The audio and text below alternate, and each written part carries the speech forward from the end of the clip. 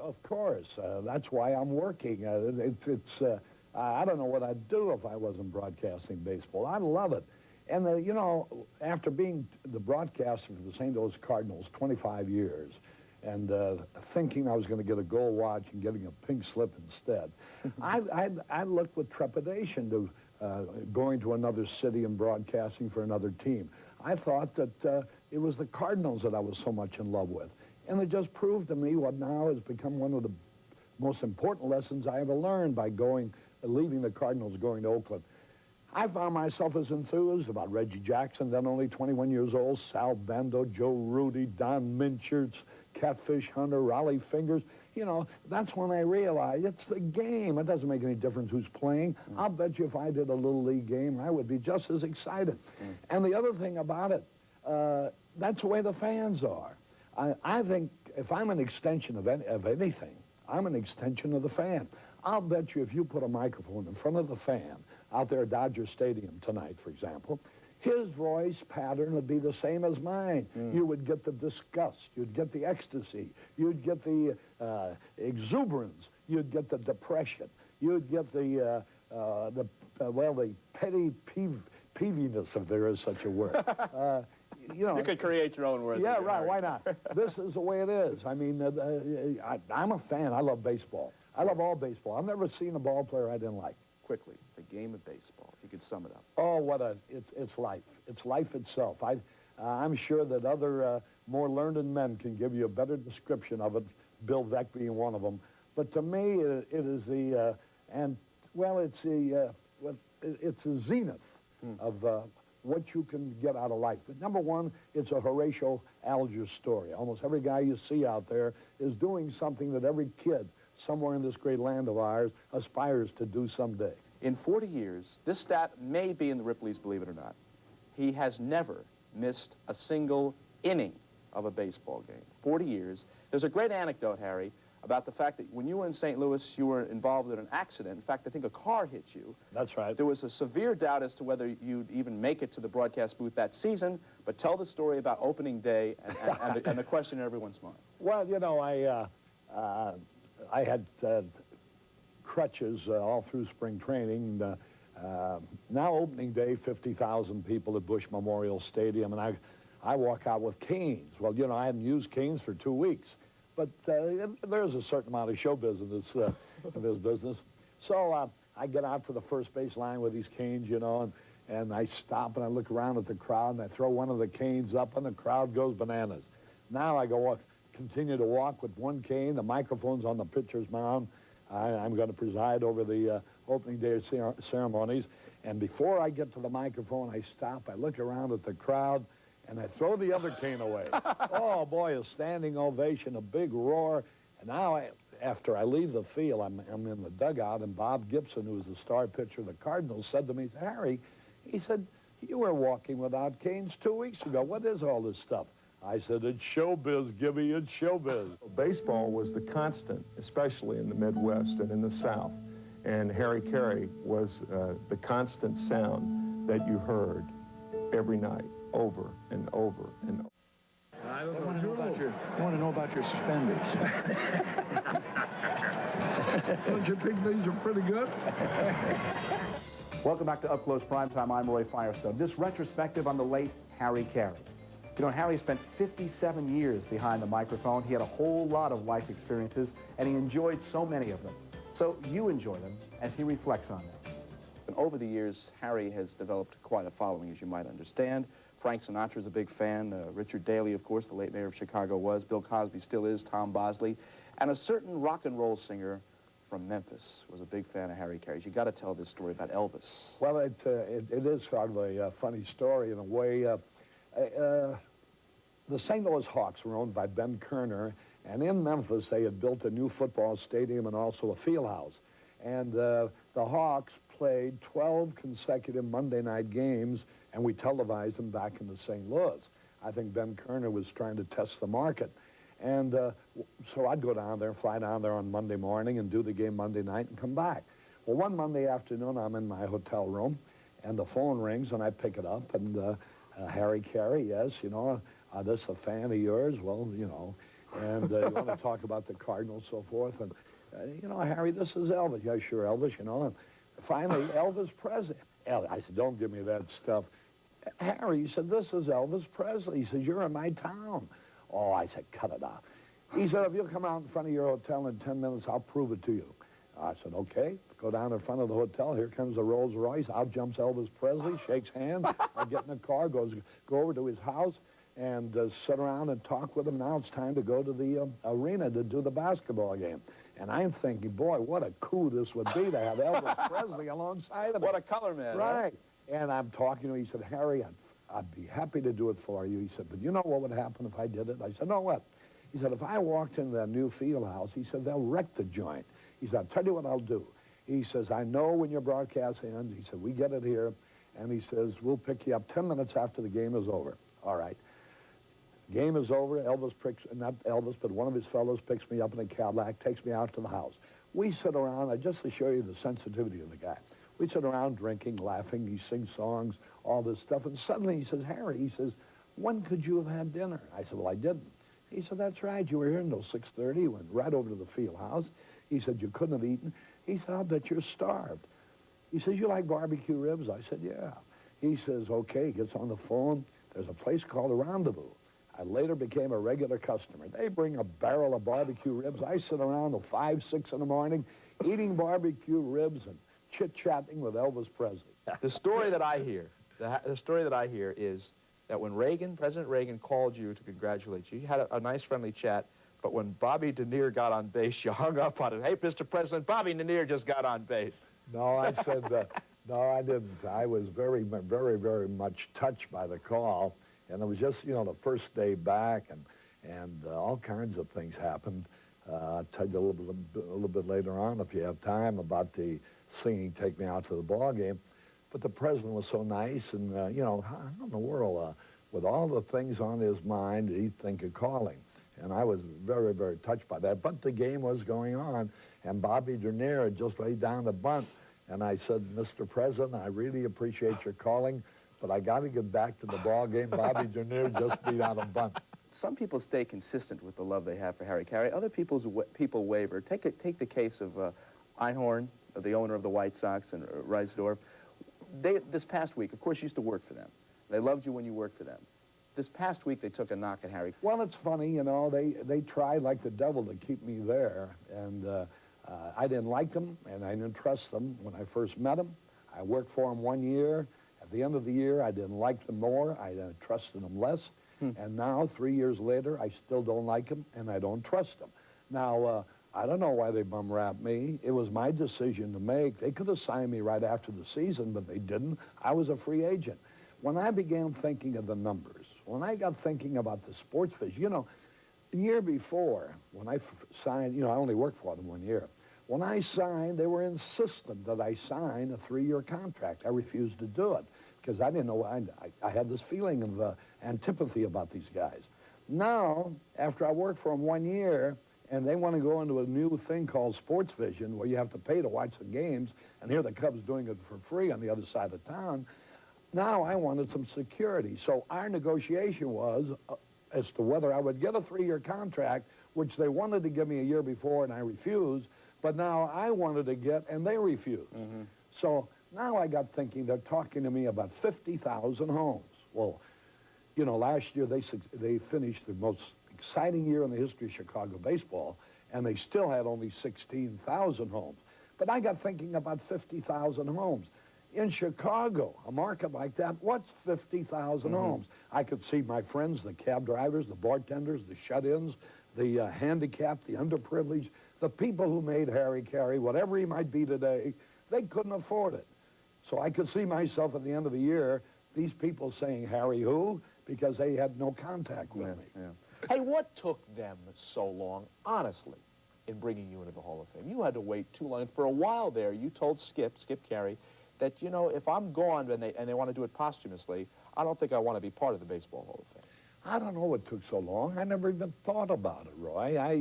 I considered it like joining a fraternity. If they invite you, you join. If they don't invite you, they don't.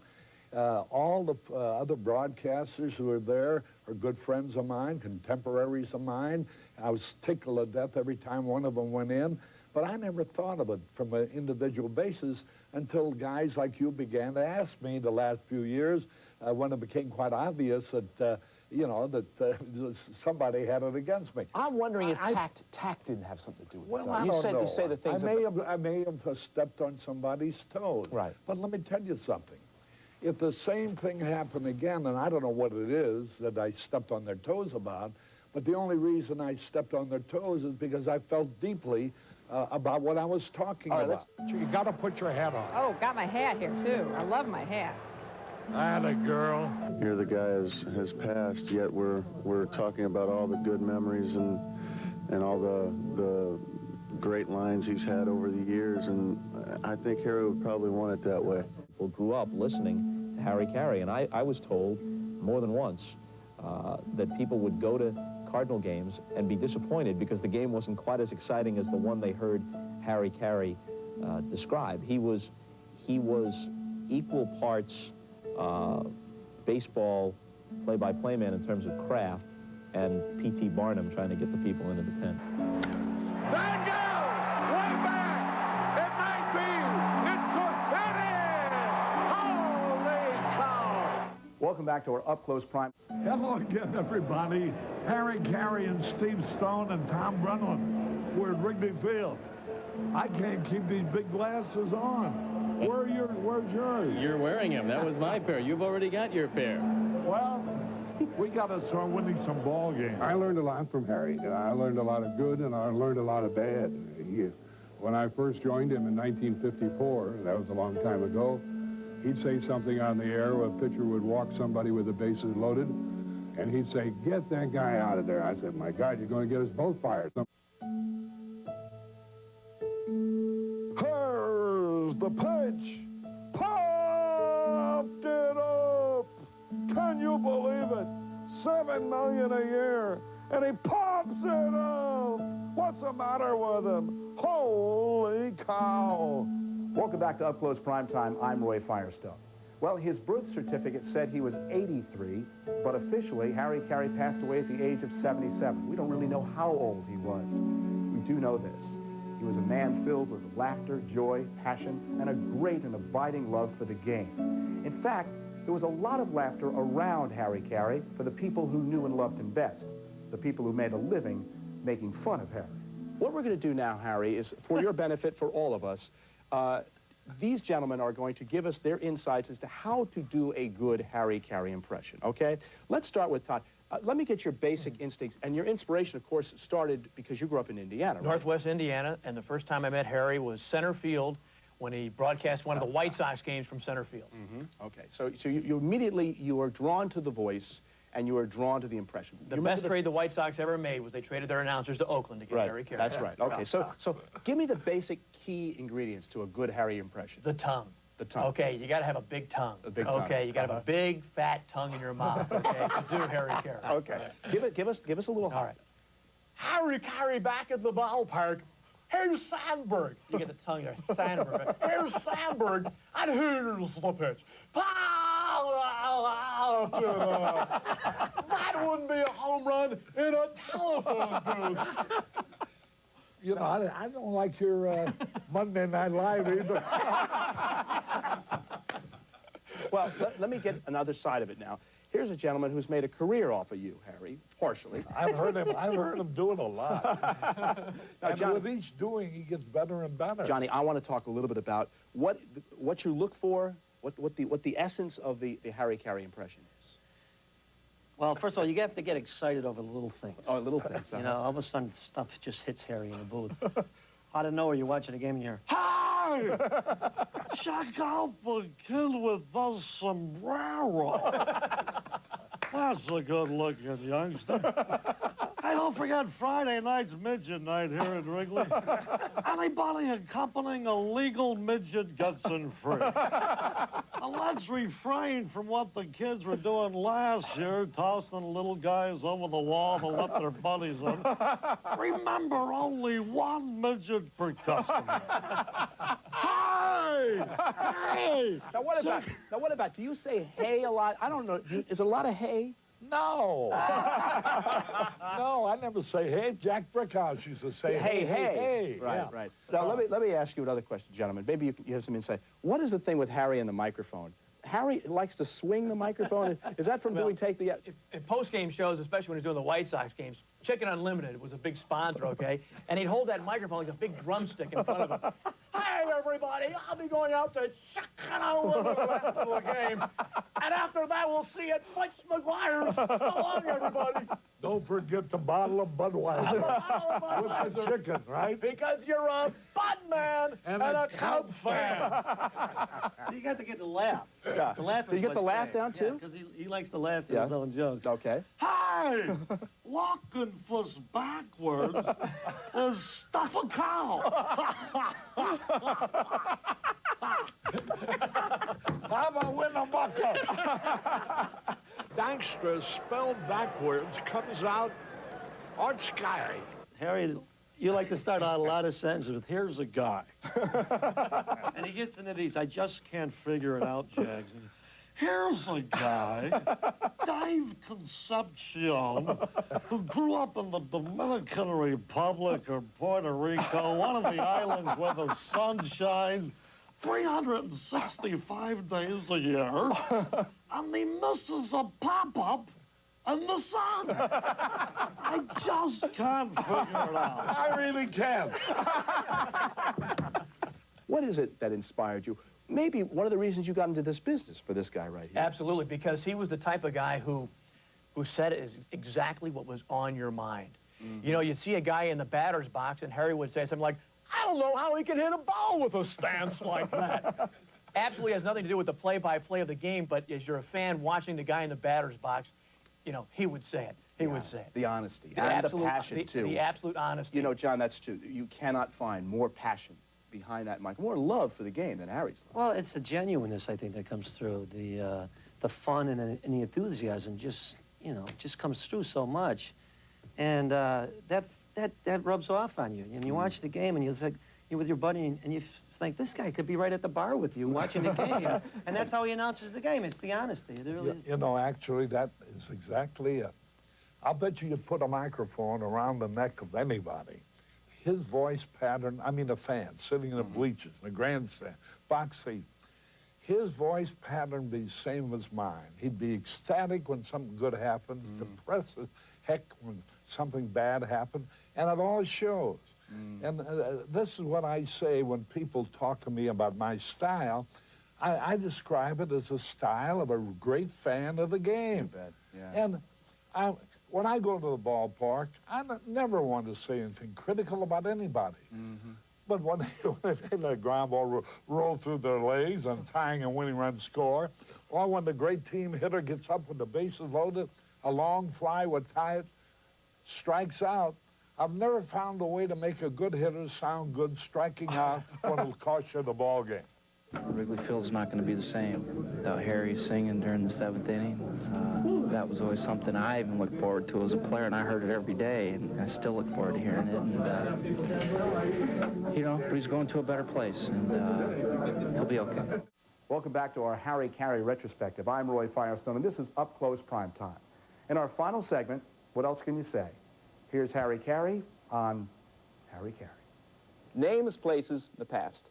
St. Louis, your hometown. St. Louis, I was born and raised. It's my hometown. I have roots there. I live now in Chicago.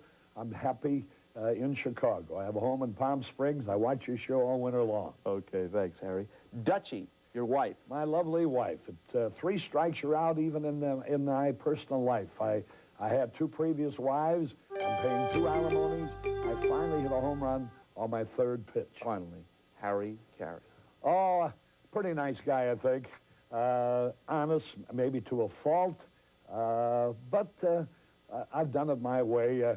Frank, I'm sorry I have to use your song, but I've done it my way. I've had choices, and I made my decisions, and I'm happy. I'm happy with what I am. What would you like people to say about you when your time does come and you are gone? I've never thought about that, and I don't want anybody else to think about it. I want them to think about baseball because this game will go on before me, and it's going to go on after me.